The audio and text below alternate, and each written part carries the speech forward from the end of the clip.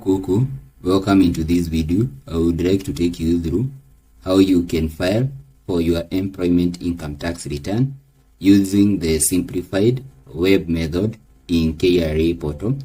So while using this method, what you should have in your mind, this method is a bit restrictive since you cannot be able to use it when you have income originating from consultancy services, also from interest from T-bill and T-bot, which needs some adjustment in the profit and loss account. So this is strictly for people with only employment income. So with no much ado, let us get started. So what we are supposed first to do is enter your KRA pin. So your KRA pin is in your PIN form.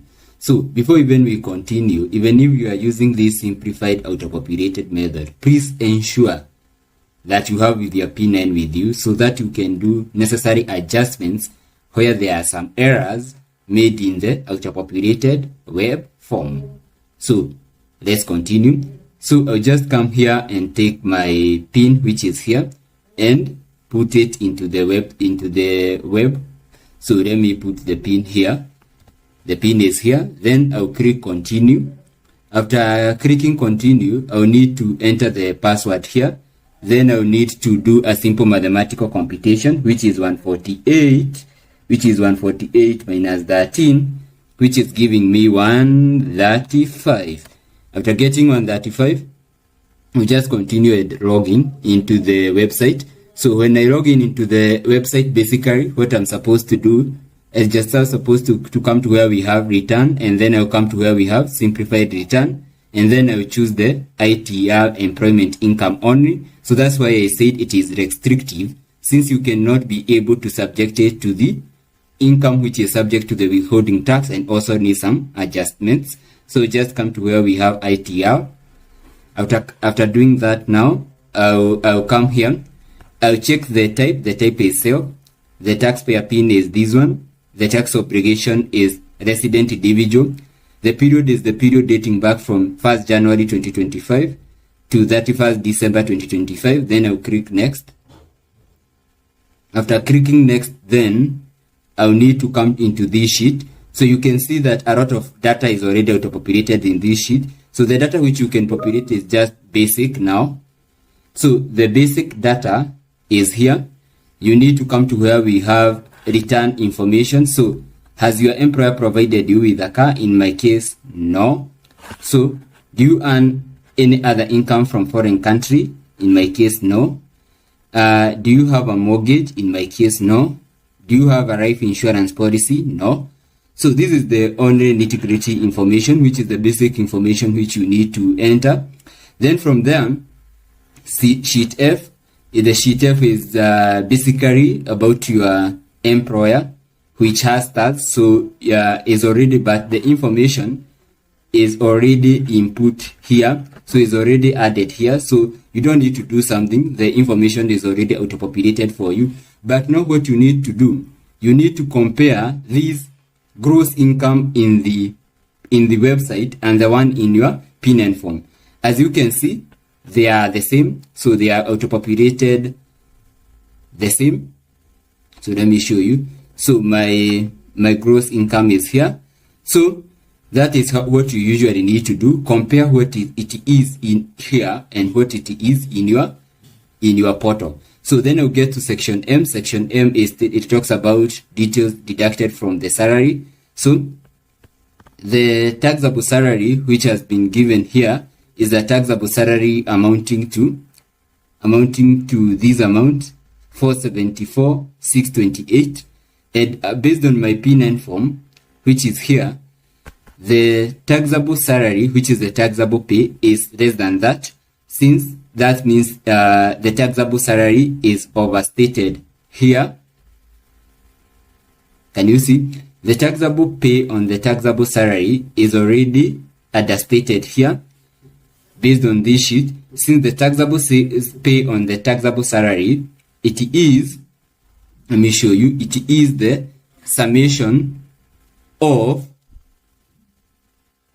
the monthly relief added to the pay. So it is 45,000. Let me take my calculator and show you. So it is, I can drag my calculator here.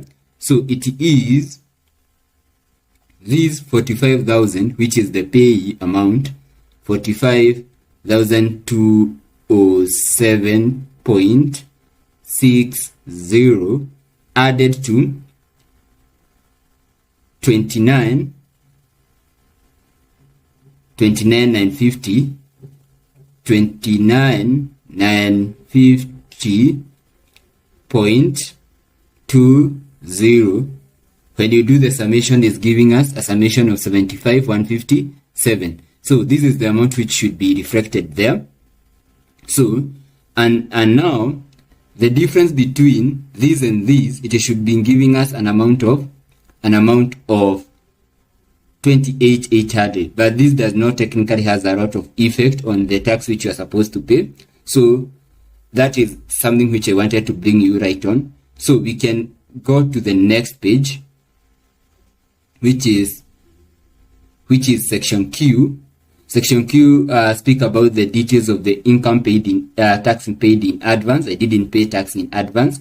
So now we come into the rush sheet. So the effect of that is not felt in the rush sheet. So that's why I didn't continue adjusting it, since those are just pre-populated information which technically does not have effect on the tax which you pay. So now here is where the work comes in. So you need to identify the amount of the defined pension contribution. So the amount of defined pension contribution basically is the amount which you contributed to the pension scheme. You need to compare the amount in the P9 form, which is here. Let me show you. The amount in the P9 form is the actual amount of contribution, which is 3276. Is captured correctly, is 3276. So that is captured where. Then from that, what we need to do, I didn't have a mortgage interest. So we need to come to where we have the affordable housing levy. The affordable housing levy is deducted this amount. This is a wrong amount.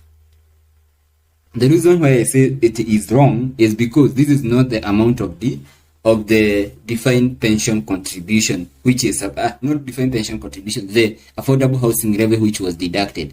As we know, according to the Act, the affordable housing levy is the 1.5% is 1.5% of the 1.5%, which is technically 0.015 of the gross taxable pay, which in our income it was an annuity of 42,600, giving us a total of 511,200, which is 511,200, giving us a figure of 7668.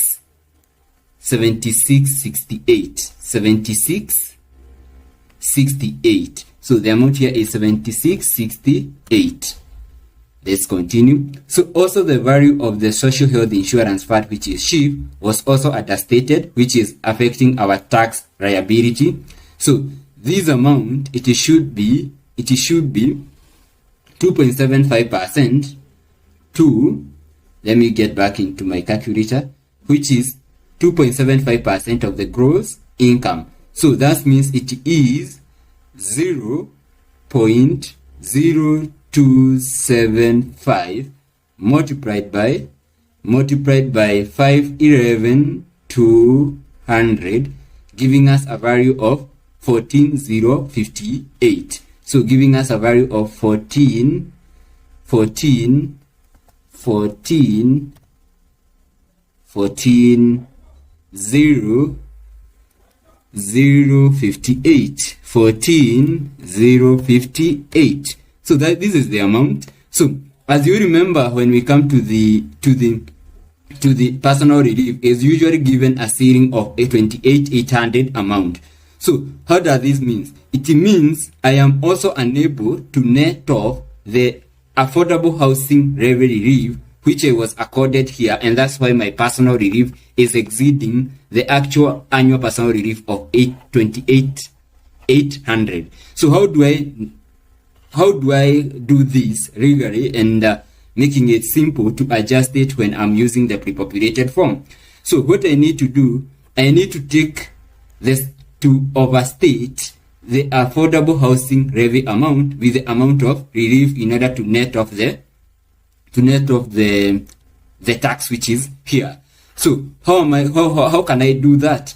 To do that, I need to get back into my calculator and take the value of affordable housing, which was 7668 68 summed with 1150.2. Then I'll get the value is 818.2. So I'll get the value is 818. So it is 818.2. And after doing that, you can see the amount which my tax due, or the tax which I am supposed to pay KRA, is 806.72. So this is how we adjust the necessary reliefs which need to be adjusted, and this is the acceptable method of doing that. So there are no other method which you can use here to offer that relief. So in case you get this video helpful, please don't forget to give the video a thumb up and also to hit subscribe button so that you never miss out any of our future running content like this. So I was trying to figure out the effect of the patient contribution to the tax due, but I need to enter the actual amount, which was 30,276, and that is my tax due. So thank you for watching. So when you are good with what you have done, you can come here, click submit. Are you sure you want to submit? I just click OK. And after doing that, I can download my acknowledgement letter, and I have already filed the return for 2025. So thank you for watching. Please don't forget to use the auto-populated sheet. It's easier to use and saves you a lot of time. So in case you have any query regarding withholding tax, withholding VAT, e-TIMS compliance, or anything related to tax matter, feel free to contact me using the contact in the description of this video, and also using my email. We can have a conversation and consulting services which are affordable, and ensure you are tax compliant and you avoid the ugly guy and the good guy and the bad guy. So thank you for watching.